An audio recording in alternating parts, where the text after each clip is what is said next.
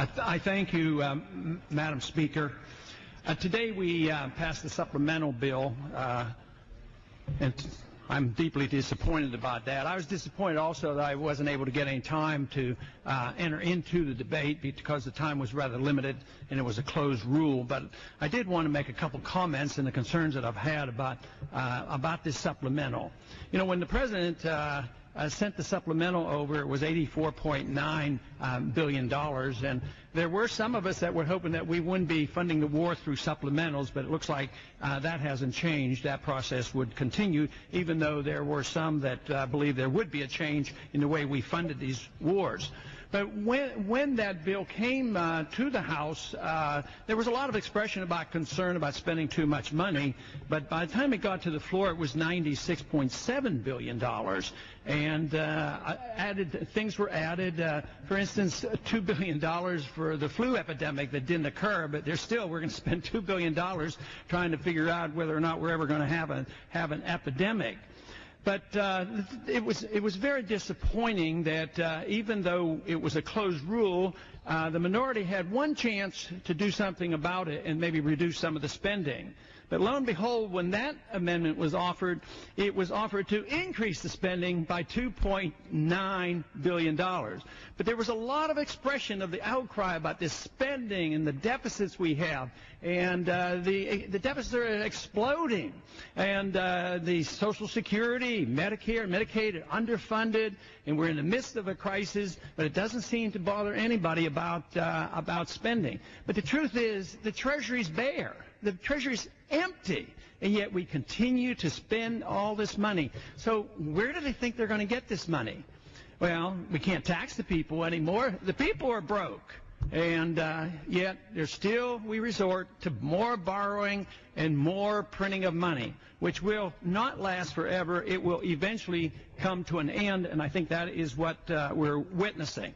But this process, it bothers me a whole lot that we come to the floor with these supplementals, we rush them through, we talk about this excessive spending, and lo and behold, when we finally vote, we get a total of 60 people who would say, you know, enough is enough.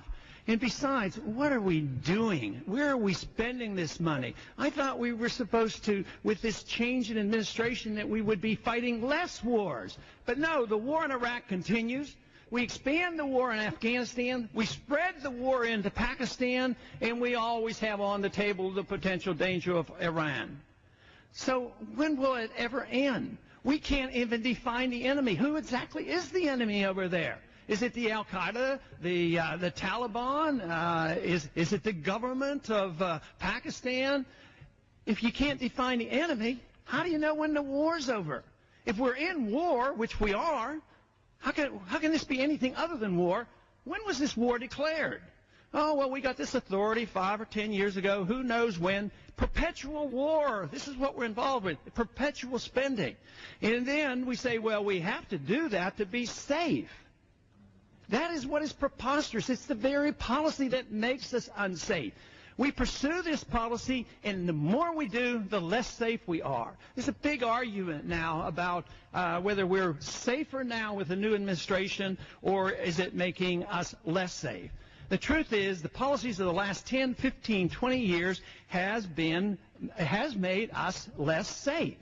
And as long as we occupy countries, as long as we kill other people and civilians are being killed, we are going to build enemies. And as long as we're known throughout the world that we torture people, we will incite people to hate us and want to come here to kill us. So we aren't more safe. We're less safe by this foreign policy. And someday we have to wise up, change our ways, and not be the policeman of the world, not to pretend that we can be the nation builder of the world.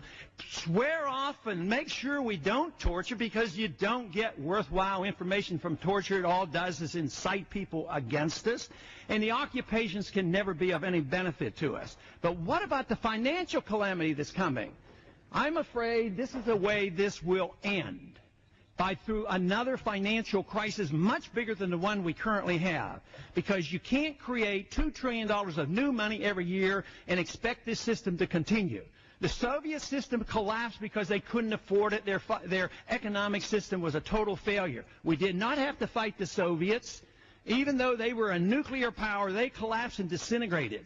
And that is what we have to be concerned about, because we cannot continue to finance this system and pursue a policy which endangers us. So if we care about the American people and care about our liberties and care about our Constitution, we ought to look seriously at our foreign policy and not continue to pursue these supplemental appropriations where we continue to spend money that we don't have. I yield back.